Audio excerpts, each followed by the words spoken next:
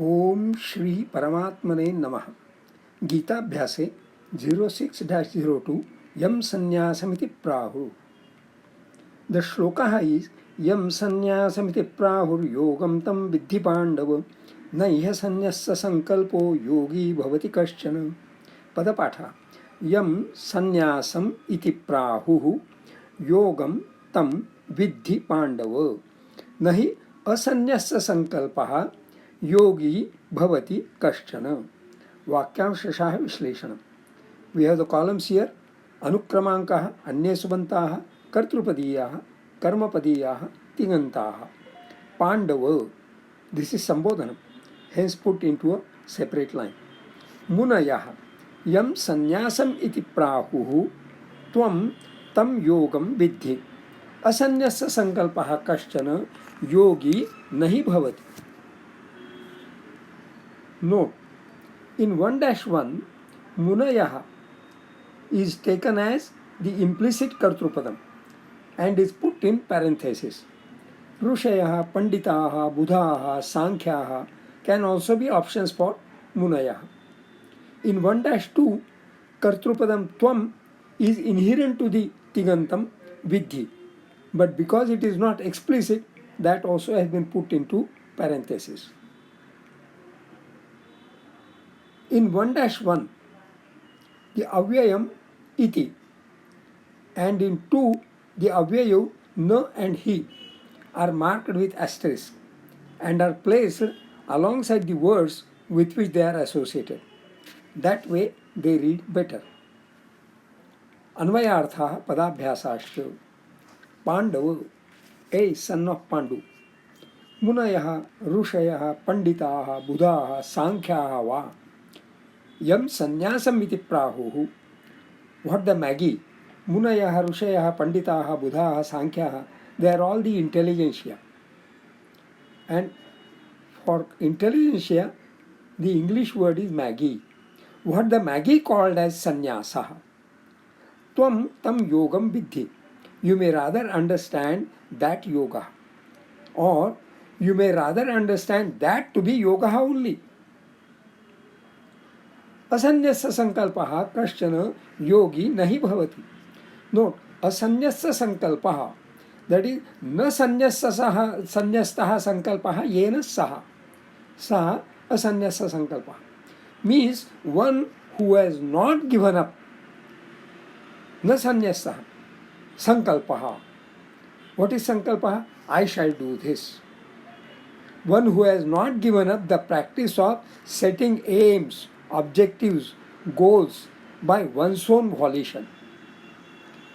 One who has not given up the ego inherent in sankalpa. Such a person can never become yogi. Chando Vishleshana. Yam sannyasam iti prahur ashtaksharaणि miti pra etesham matraha eka dve dve. Yogam tam vidhi pandava. What has happened? Miti pra. Okay. 1, 2, 2. Yogam tam vidhi pandava ashtaksharaणि dvipand etesham matraha eka dve eka. Naiha sannyassa sankalpo ashtaksharaणि sta sankalpo etesham matraha eka dve dve. Yogi bhavati kaschana ashtaksharaणि tikascha etesham matraha eka dve eka. अनुष्ठुप छंदः अत्र. स्वाध्यायः टिप्पण्यश्च. Notes of self. As options for Kartrupadam in Vakyamsha 1-1 came to mind the words Munayah, Rushayah, Panditaha, Buddhaha, Sankhyaha va. It should be acceptable. It is this intelligentsia who have prahuhu talked about what sannyasa is. Particularly Sankhya seems to be a relevant option because in Panchamodhyaya the word sannyasa was smoothly replaced by Sankhyam. The Vakyamsha 1-2 Tvam tam yogam vidhi, understand that to be yoga only, sounds to be a slanted statement. to re-emphasize ekam sankyam cha yogam cha. 5-5. The vakyamshaha 2. Asanyasa sankalpaha kaschana yogi nahi bhavati has two negatives. Asanyasa sankalpaha and nahi bhavati. Or has that negative intent and nahi bhavati another negative intent. So two negatives. Maybe one can put it as an appropriate singular affirmative statement. Sanyasa sankalpaha kaschana yogi bhavati. Sounds good, but the force in the statement with two negatives is missing. The word asanyasa sankalpaha, rather sanyasa sankalpaha, seems to give a new perception or add a new dimension to the concept of sannyasa.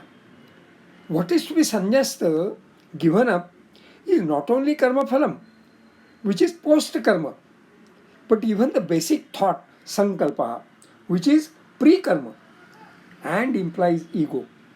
The concept of sannyasa encompasses all three phases. In the pre karma phase, one should be sannyasa sankalpa. In the phase during karma, that is when doing karma, one should consider forsake the doership. Naiva kinchit karomiti yukto manyeta tatvavit. 5-8. In the post karma phase, that is after doing karma, yuktaha karma phalam tyaktva shantima apnoti. 5-12. So the concept of sannyasa, encompassing all three phases of karma, is comprehensive yoga only. In all the three phases, what is involved is a training, nirodha, of the mind, chitta vritti. Definition of yoga is exactly that. Yogas chitta vritti nirodha, as per the very first sutram of Patanjali Yoga Sutra. The meaning and inference of sannyasa sankalpa as one who has given up the practice of setting aims, objectives, goals by one's own volition seems to challenge the theory of management by objectives, MBO, which is a theory well professed in modern management. Even Stephen Covey, in his book 7 Habits of Highly Effective People, advises begin with end in mind. Is the advocacy of being sannyasa sankalpa wrong? Actually, MBO, or begin with the end in mind, aim at siddhaye sarvakarmanam, fulfillment of tasks, which is what management is. There, and this siddhaye sarvakarmanam is a phrase you can find in Gita 18-13. There, panchaitani karanani, 5 elements are mentioned. Adhishtanam tatha karta karanam cha pratak vidam vividhasya pratak cheshtaah daivam chaivatra panchamam. The 5th element is daivam, providential grace. This is not mentioned in management books. Is it not a common experience that missions fail even with the best of effort and management? The so-called unknown reason for failure is lack of daivam, providential grace. Launch of satellites has the procedure of countdown. Launching is abandoned even after starting the countdown, may be due to bad weather. That bad weather is a lack of daivam, providential grace. Surgeons have no hope of a critical patient surviving, but miracles happen that patients survive. Even when the doctors have no hope, that miracle is daivam, providential grace. Tasks succeed, God willing. Being sannyasa sankalpa is not giving up all effort and being submissive or fatalistic. Being sannyasa sankalpa is not being being sattvavat, of good character and full of good faculties. See, sattvam sattvavatamaham, Gita 10-36. Being sannyasa sankalpa is being prayerful. Shubhamastu.